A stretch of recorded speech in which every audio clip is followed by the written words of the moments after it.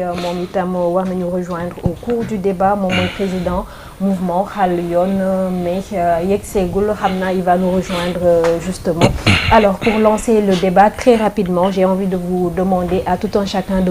me dire ku ci nekk bu fekkee am na ñetti fait yoo xamante ne ni politique yoo xam ne daf la marqué particulièrement ci année 2025 bi rapidement sans développer juste 3 faits yoo xamante ne ni bu ñu la nee année 2025 lan mooy njëkk a ñëw sa xel. Il y a beaucoup de choses hein mais bon comme ça dans le pif bon man nag en tant que juriste bon je ne peux me prononcer sur des faits juridiques hein ba li ma njëkk a marqué man franchement et je le dis en titre personnellement sincèrement mooy le jour où le conseil constitutionnel a dit stop à Macky Sall mooy mu jëlee décision jël un décret et en même temps une loi pour demander de reporter élection présidentielle yi. Donc ça c'était en 2024. 2024. C'était en 2025. 2025 ce qui m'a marqué mooy c'est toujours ce même conseil constitutionnel mais nga xam ne tey jii ñun au niveau de la République Valeurs dañu initié un recours parce que on avait confiance en ce conseil constitutionnel mais bu ñu dugalee recours contre la candidature de Karim Wade parce que Karim Wade dañuy jàpp ne dafa bëggoon jalgati la constitution par rapport donc à son éligibilité donc on avait initié un recours et ce recours là donc yàlla may ñu ci ndam conseil constitutionnel a dit le droit te dañ ko argumenté woon loolu aussi bon muy loo xam ne toujours par rapport au droit donc muy lu moo marqué ci 2025 bi donc deuxième fait bi nga xam ne moo ñu marqué aussi surtout mooy voilà le dossier Azer ça moom c'est un dossier boo xam ne que je connais très bien pour y avoir participé donc mu nekk loo xam ne dafa nekk un scandale loo xam ne à mettre à l'actif du régime actuel parce que il s'agit de 37 milliards boo xam ne tey jii ñun aujourd'hui au niveau de la République des Valeurs aujourd'hui plus que jamais nous voulons que la lumière soit faite sur cette affaire-là mi nga xam ne vraiment donc sénégalais yi ñoom ñëpp tout le monde se pose des questions pour ñu xam fan la sunu 37 milliards yi jaar donc là c'est un fait aussi maintenant le dernier fait bon, parce qu'il y a beaucoup de faits hein, c'est toujours sur des questions d'actualité mooy durant le courant de cette année mooy le fait que le président de la République se soit dédié là parce que je pense qu'il avait pris la décision que le président Ousmane Sonko allait venir donc faire sa déclaration de politique générale donc contre toute attente donc à la veille donc de la déclaration mu daal di jël décision donc suspendre Assemblée nationale loolu c'est quelque chose bi nga xam ne ñun vraiment daf ñu sidéré parce que il s'agit donc de la parole du président de la République donc mu nekk loo xam ne dafa war a sacré te moom c'est la clé de voûte des institutions donc keroog bu ñu jëlee décision dissoudre Assemblée nationale donc contre toute attente hein loolu aussi c'est un fait qui m'a marqué am na yeneen nag mais bon comme vous m'avez demandé 3 faits donc voilà les faits saillants yi nga xam ne man moo ma marqué en tout cas courant de cette 2024 2025 quoi parce que c'est presque à cheval entre 2024 et 2025 voilà. Parfait merci beaucoup monsieur Maïga gis naa ne nguy yàkkamti na tontu parce que am na si ñaari faits yoo xamante ne nii particulièrement ça doit l'intéresser mais bon rapidement yow ñetti faits yi nga may jox yi la nga xamante ne nii daf la marqué si 2025 et puis dans le débat on pourra revenir sur ces différents dossiers. Voilà, merci Ouley. Donc sans plus tarder parce que amul commentaire, on va parler des trucs de fond au courant du débat. Donc le premier fait que je vais citer, moi la naissance de la coalition Diomaye Président. Voilà, lu tax ma tànn loolu ñaari mbir benn bi ça symbolise la maturité politique du Sénégal. Parce que li ñu faraloon di gis mooy une opposition bu nekk une émanation d'une autre coalition ou bien d'un autre parti mais bii particularité bi mooy Diomaye est issu du PASTEF et il s'érige n'est-ce pas il ouvre débat à une situation politique nouvelle loolu ngëneel la loolu aussi yokkute la parce que lu mësul am moo am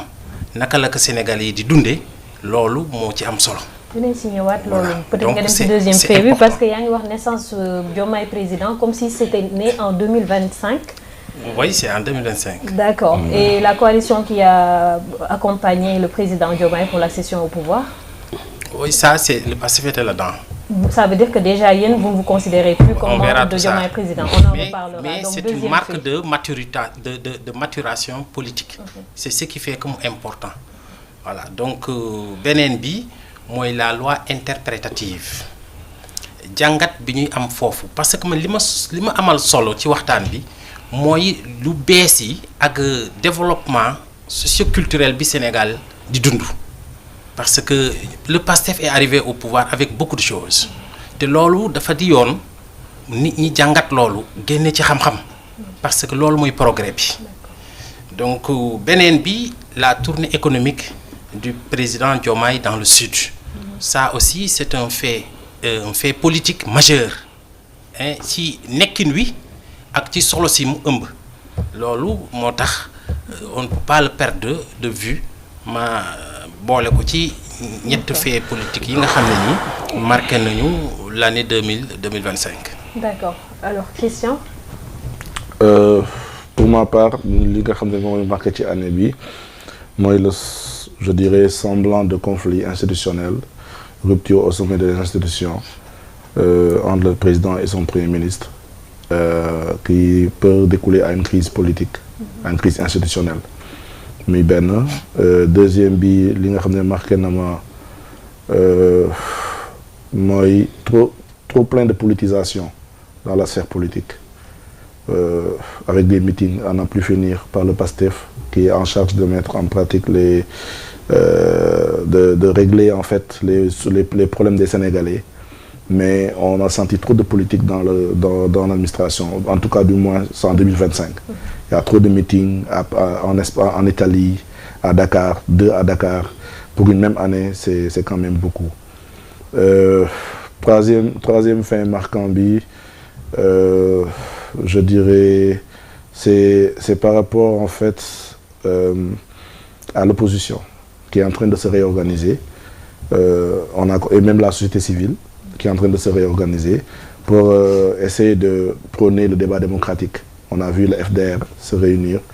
Il y a des rencontres qui se font très fréquemment. L'opposition, on a vu l'APR y réunir. Et cela montre quand même qu'il y a l'opposition qui bouge. Si je peux me permettre un quatrième, c'est qu'on a constaté qu'on a un premier ministre chef du gouvernement et un premier ministre chef de l'opposition. Ça aussi, c'est un fait à signaler. Parce qu'aujourd'hui, il occupe l'espace politique. Et c'est un fait aussi important. Voilà, donc c'est inédit dans l'histoire politique de ce pays. On espère que 2026, on saura là les joxe en fait. D'accord. Inch'Allah. Merci beaucoup et sans transition, nous allons passer à cet élément-là. Nga xam ne Abdoulaye Dièye moo ñu koy proposé mu ñëwaat ci li nga xamante ne nii mooy xew-xew yi fi jot a am ci atum 2025 plutôt ci wàllu politique ñu teewlu Abdoulaye Dièye dellu si waat si plateau bi.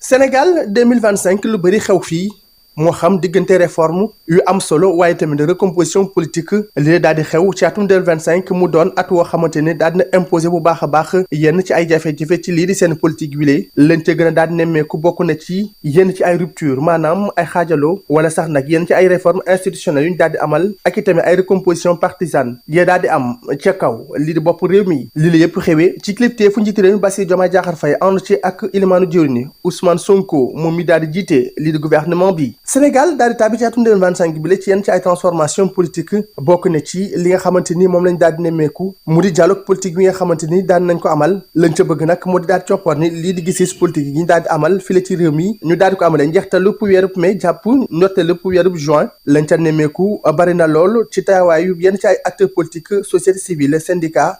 ak itamit ay kilifa yi daal di yëngu ci wàllub diine ak aada yu bëri ñu teg ko ci table yi daal di ko waxtaanee